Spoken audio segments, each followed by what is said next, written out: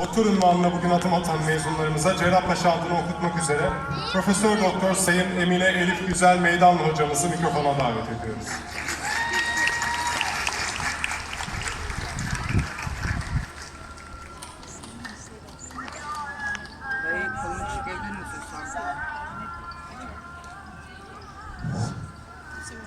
Çok güzel bir tören oldu, göğsünüz kabardı.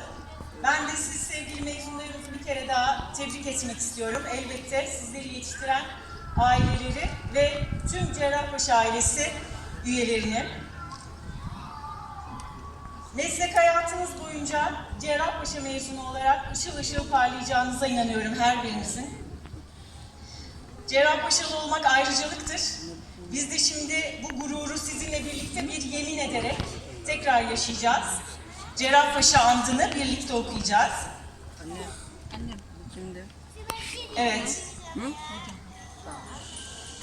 Cerrahpaşa Tıp Fakültesinden mezun olduğum bugün de.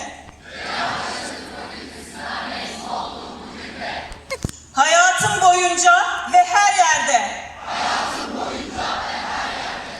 Cerrahpaşalı duruşumdan ödün vermeyeceğime. Hocalarımdan devraldığım 194 yıllık Cerrahpaşa ekolünü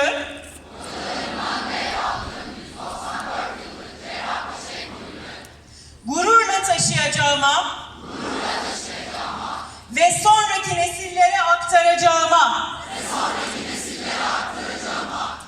fakültemin varlığını, bütünlüğünü ve köklerini koruyacağıma, namusum, şerefim ve hekimliğim üzerine Cerrahpaşa ailesi huzurunda yemin ederim.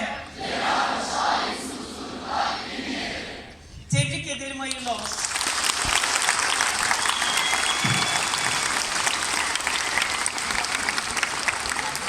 Çıkmak.